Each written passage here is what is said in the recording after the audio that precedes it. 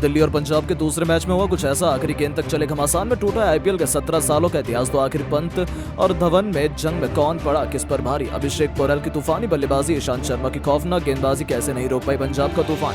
आखिर Livingstone Sam Curran ने किस अंदाज में दिल्ली पर किया पलटवार? आखिर 175 रनों के लक्ष्य का पीछा करते हुए किस खिलाड़ी ने ठोक डाले सबसे अधिक रन? आखिरी गेंद में कौन सा खिलाड़ी बना अपनी टीम के लिए जीत का हीरो? किसने अपनी टीम को बनाया चैंपियन? करोड़ों फैंस के दिलों की धड़कनें बढ़ा देने वाले इस रोमांचक मैच की पूरी हाईलाइट हम आपको दिखाएंगे, लेकिन उससे पहले आपको क्या लगता है 2024 चैंपियन कौन बनेगा? अपनी राय नीचे कमेंट बॉक्स में जरूर दें। दोस्तों, आईपीएल का जबरदस्त रोमांच अपने चरम पर है। आईपीएल के दूसरे मुकाबले में ऋषभ पंत के सामने खड़ी थी शिखर धवन की पंजाब किंग्स की क्रिकेट टीम। अपने नए होम ग्राउंड चंडीगढ़ के महाराजा याजवेंद्र सिंह इंटरनेशनल स्टेडियम में पंजाब के शेर अपने नए सफर की शुरुआत जीत के साथ करना चाहते थे और किस्मत ने भी उनका साथ दिया। सिक्का पंजाब के कप्तान शिखर धवन के पक्ष में रहा और उन्होंने टॉस जीतकर पहले मेहमान टीम को बल्लेबाजी करने का न्योता दिया। दूसरी तरफ 15 महीने बाद टीम में वापसी करने वाले ऋषभ पंत भी अपने सीजन की शुरुआत ही अपनी टीम को जीत दिलाकर करना चाहते थे। जबरदस्त घमासान के लिए पूरा स्टेडियम खचाखच भरा हुआ था। दिल्ली की तरफ से अपनी टीम को धाकड़ शुरुआत दिलाने के इरादे से ऑस्ट्रेलियाई जोड़ी डेविड वार्नर के साथ मिशेल मार्श तहलका मचाने के लिए आए थे। इन दोनों को देखकर ही बड़े के बड़े गेंदबाज के पसीने छूटने लग जाते हैं और ऐसा ही तबाही का मंजर उन्होंने कुछ पहले ओवर में दिखाया। चौके छक्कों की ऐसी झड़ी लगाई कि 3 ओवर में 33 रन दिल्ली ने बना लिए थे। चौथे ओवर की पहली गेंद पर मिचेल ने एक और तूफानी छक्का जड़ दिया। ऐसा लगा था कि आज तो गेंदबाजों की शामत आ जाएगी, लेकिन तभी इस पंजाबी शेर ने भी ईंट का जवाब पत्थर से दिया। जी हां दोस्तों, ओवर की दूसरी गेंद पर अर्शदीप ने मार्श को अपने जाल में फंसा लिया, जिनका आसान सा कैच राहुल चहर ने लपक कर अपने बड़ी मछली मिचेल मार्श को पवेलियन का रास्ता दिखा दिया था।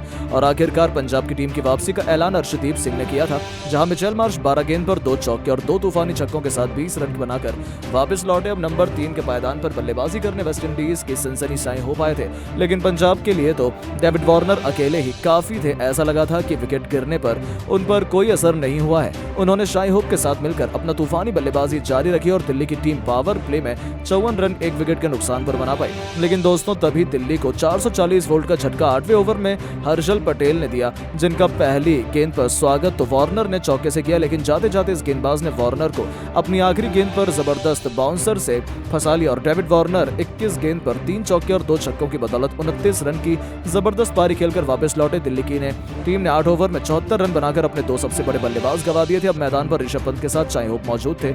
इन दोनों ने भी कमाल की बल्लेबाजी शुरू की। हालांकि शाई होप भी 25 गेंद पर 33 रन बनाकर रबाड़ा का शिकार हो गए, तो यहां से तो दिल्ली की पारी ताश के पत्तों की तरह बिखरनी शुरू हो गई। हालांकि कप्तान ऋषभ पंत ने अपनी टीम को 100 रनों के पार पहुंचाया। ऋषभ पंत ने आते ही एक के बाद एक चौके ठोके थे। उनकी बल्लेबाजी देखकर सभी बेकरार थे, लेकिन पंजाब की वापसी की आंधी में ये शेर भी ज्यादा देर तक टिक नहीं पाया। पंत 13 गेंद पर 2 चौके की बदौलत 18 रन बनाकर हर्षल पटेल का शिकार हुए। उसके बाद तो विकेटों की मानो झड़ी ही लग गई। रिकी भुई तो ट्रिस्टन स्टब्स केवल 5 रन बनाकर चलते बने। हालांकि एक तरफ से अक्षर पटेल ने 13 गेंद पर 21 रन बनाकर दिल्ली की पारी को संभाला, लेकिन उतना काफी नहीं था। एक समय तो दिल्ली 150 रन भी नहीं बना पा रही थी, लेकिन फिर हुआ एक बहुत बड़ा चमत्कार। दिल्ली के सब्स्टिट्यूट खिलाड़ी अभिषेक पोरेल को उन्होंने मैदान में उतारा और ये उनका अब तक का सबसे बड़ा फैसला साबित हुआ। पारी की आखिरी ओवर खेलने आए अभिषेक पोरेल ने इस ओवर में हर्षल पटेल की धज्जियां उड़ाते हुए 3 खतरनाक चौके और 2 गगनचुंबी छक्के ठोककर इतिहास रच दिया और ओवर में कुल 25 रन बटोरे और इसे अब तक का सबसे महंगा ओवर बना दिया। न केवल इस खिलाड़ी ने 20 ओवर में अपनी खतरनाक बल्लेबाजी से दिल्ली को 174 रन तक पहुंचाया, बल्कि खुद केवल 10 गेंद पर 4 चौके और 2 तूफानी छक्कों से सजी 32 रनों की यादगार पारी खेल डाली, जिसने दिल्ली को मैच में बराबरी पर लाकर खड़ा कर दिया। पंजाब के सामने इस लक्ष्य का पीछा करने के लिए बहुत बड़ी चुनौती थी। उनकी तरफ से कप्तान शिखर धवन के साथ जॉनी बेयरस्टो की तूफानी जोड़ी मैदान में उतरी। ये दोनों भी कदर बचाना चाहते थे और इसका नजारा धवन ने पहले ओवर में ही दिखाया, जब गेंदबाजी करने आए खलील अहमद की पहली गेंद पर गब्बर ने पॉइंट के ऊपर से बेहतरीन चौका जड़कर अपना खाता खोला। तो तीसरी गेंद पर भी उन्होंने कुछ इसी अंदाज में एक और चौका बटोर लिया, लेकिन ये तो अपने केवल तूफान के पहले की शांति थी। ओवर की आखिरी 2 गेंद पर जॉनी बेयरस्टो ने भी एक के बाद एक 2 खतरनाक चौके लगाए और पहले ओवर में ही इन दोनों ने मिलकर कुल 17 रन बटोर डाले और अभी से उन्होंने दिल्ली की जीत के अरमानों पर पानी फेरना शुरू कर दिया था। दिल्ली शिखर धवन बेहद खतरनाक अप्रोच में बैटिंग कर रहे थे। सभी गेंद पर उन्होंने टूटकर प्रहार करने का मन बनाया था। सामने कोई भी गेंदबाज आए वो तो हर एक को बाउंड्री के दर्शन कराने में कोई कमी नहीं छोड़ रहे थे, लेकिन उनकी ये पारी ज्यादा लंबी नहीं चली। चौथा ओवर लेकर आए ईशांत शर्मा ने पहली गेंद पर शिखर धवन को क्लीन बोल्ड कर उन्हें पवेलियन की शोभा बढ़ाने भेज दिया, जहां धवन 16 गेंद पर 4 चौके की बदौलत 22 रन बनाकर वापस लौटे। नंबर 3 के पायदान पर बैटिंग के लिए प्रभसिमरन सिंह को भेजा गया, जिन्होंने आते ही एक के बाद एक 2 गेंद पर लगातार 2 चौके से अपना खाता खोला। पंजाब की पारी टॉप स्पीड में आगे बढ़ रही थी, लेकिन दोस्तों फिर एक बहुत विवादित फैसला निकलकर सामने आया।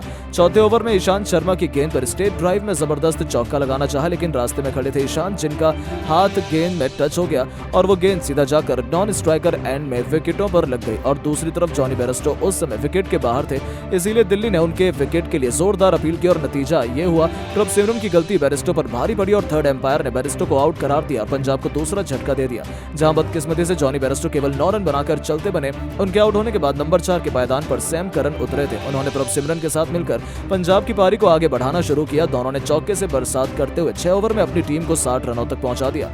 इन दोनों के बीच एक मजबूत साझेदारी पनपने लगी थी, लेकिन तभी गेंदबाजी करने आए कुलदीप यादव ने प्रभ सिमरन को चलता कर पंजाब की कमर तोड़ दी।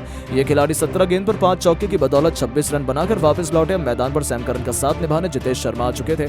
10 ओवर में पंजाब की टीम ने 87 रन बना लिए थे। आखिरी 10 ओवर में उन्हें जीत के लिए 88 रन चाहिए थे कि पंजाब को जीत दिला दे और अंत में पंजाबी शूरवीरों के सामने दिल्ली को घुटने टेकने पड़ गए। लेकिन दोस्तों, अब आपको क्या लगता है, पंजाब, दिल्ली और टीम में कौन सी टीम प्लेऑफ में क्वालिफाई करने के काबिल है? अपनी राय नीचे कमेंट बॉक्स में जरूर दें और ऐसी शानदार खबरों के लिए चैनल को सब्सक्राइब जरूर करें। धन्यवाद।